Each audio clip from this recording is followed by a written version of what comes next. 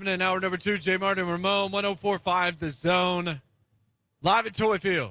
Means we're live at Nissan Stadium in the month of December. We do it every single year. It's presented by T-Mobile. On site till 6 p.m. 3HL will actually be broadcasting from Buffalo Wild Wings in Franklin. Everybody else will be right here where we are in the East Concourse of Nissan Stadium. Bring an unwrapped toy. Bring a gift for a senior in need to Nissan Stadium. We're going to build a field of toys to benefit the Salvation Army's Forgotten Angels. Curbside drop-off also available if you're under a time constraint along South 2nd Street. Drive by. You can drop off your unwrapped toy or gift. Help us rescue Christmas, create miracle moments for families in our community. Just some of the fine people making it possible. State Water Heaters, A.O. Smith, and Two Rivers Ford. Hey, our people. There you go. Our people. So, here we go. I know we got Funky Cheese Man in Nashville with his top 3, but I guess we'll get to ours, and then we can get to the phones. Bottom 3,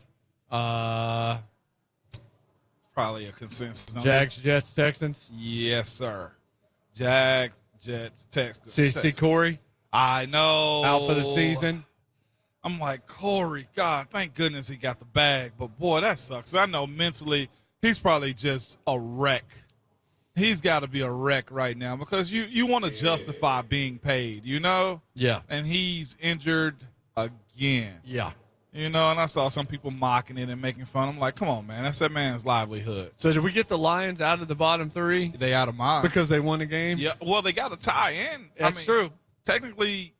They've had a better last few weeks than some teams that are much better than they are. Yeah, who was the Texans got 30 dropped on them? I mean, well, Jags or Texans. One of them. They got beat 37-7.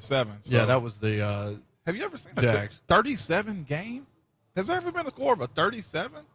Sure, it'd be 3 field goals and 4 touchdowns. Okay. I don't know if I've ever seen 37 before. I'm pretty sure I have. Yeah.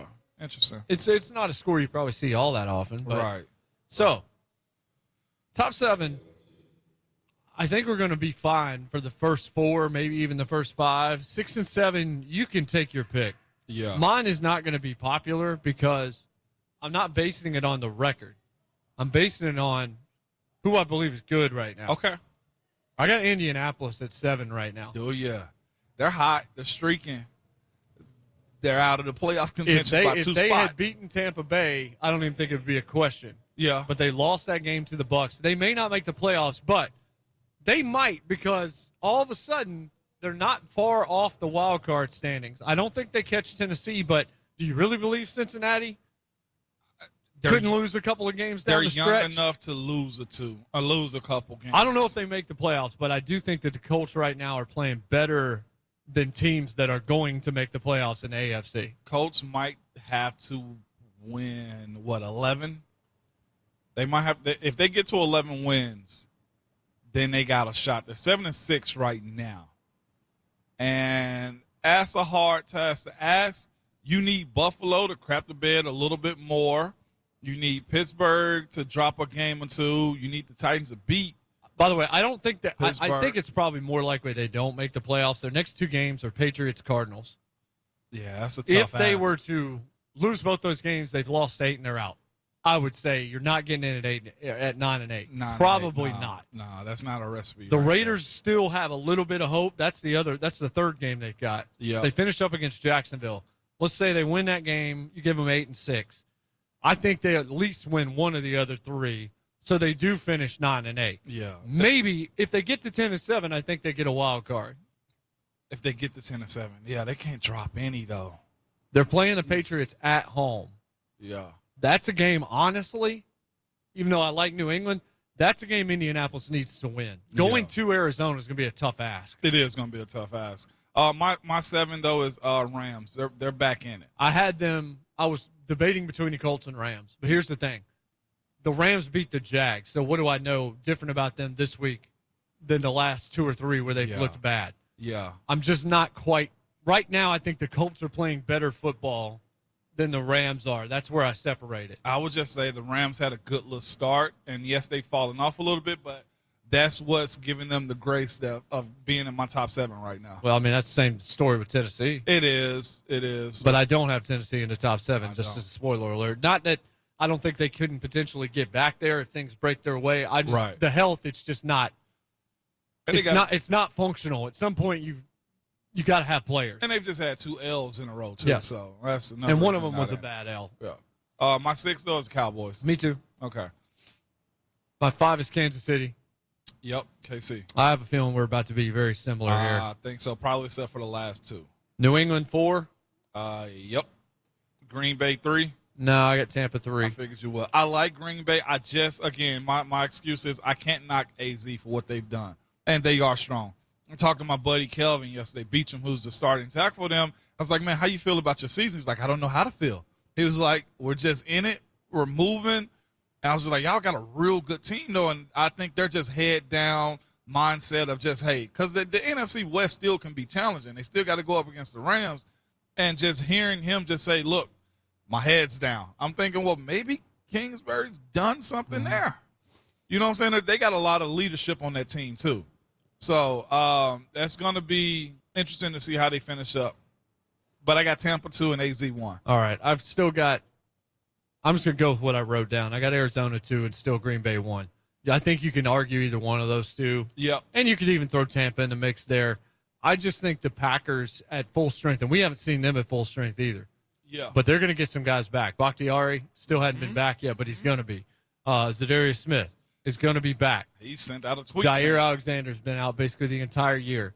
And that's a team that's lost 3 games and beat Arizona already on Thursday Night Football. So if it came down to a tiebreak at the end of the year, it's going through Lambeau. It's not going through Arizona because of that. So I think that those 3 teams in the NFC, whatever order you want to put them in, you can make whatever argument you want. I think Green Bay and Arizona right now are the 2 teams that you have to watch.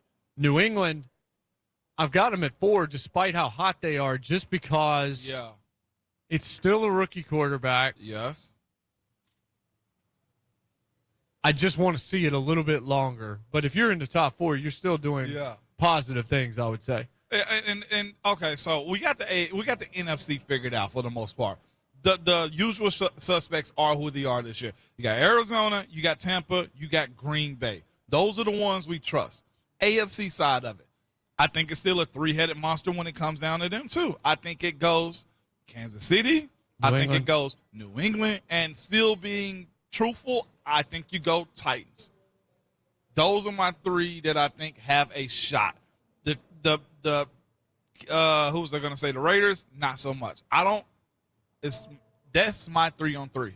I can't even get a third in the AFC because I could say the Bills, I could say the Titans, I could say the Ravens. But I don't feel the way about them that I do about the 3 teams in the NFC.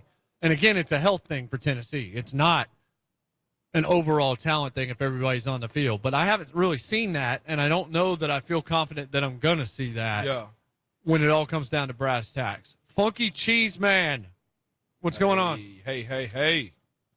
Top of the doohickey, fellas. Yeah. Hey, I could have been zoned out, but I'm pretty sure the little dude that called in before Mike said the Titans were a good football team. Correction, buddy. We are a good football team. We're just banged up right now. So he can excuse himself. But, my top 3 are going to be I like the Pats. I like the Pats, the Titans, and then I'm going to have to go with the Chiefs because I think they're on the come up. They're on the come up for sure. Oh, you're lying, buddy. No. But that's really all I got to say. And just one time for that little buddy that was saying we were a good football team. Tighten up, gas pedal. There it is. Yes. There it is. We needed it. I'm going to be disappointed if he don't end this call like that every time. Every time, got to find a way to get it in, even if it's like wrong in the context of the call. Just find a way to work it in. Real quick before the break, Scott in Greenbrier. What's going on, Scott? What's up, Scott? Hey, good morning, guys. Good morning. Hey, just a thought. What do you think would be more impressive, Tom Brady going to Tampa Bay his first year winning a Super Bowl, or if somehow Belichick could come out and win a Super Bowl with a rookie quarterback? It's a great question. Man. We talked about it yesterday. I said if I were writing a script for the NFL, if I was writing a movie, if I was writing a book, nothing better than Brady winning without Belichick last year. And that storyline, and everybody being dead on Belichick. Yeah. And here comes the Patriots dynasty book, and here's a likable Tom Brady. Yeah. And then the next year with a rookie quarterback, Belichick's like, Hold my checkmate. beer. Yep. And he goes and wins. And then next year, the storyline, and he goes and wins not against Tampa Bay. He beats, let's say, Green Bay, or he beats Arizona, or he beats Dallas. He beats somebody else, and somehow Tampa Bay's not there. Then you've got Tampa did it, not against Belichick.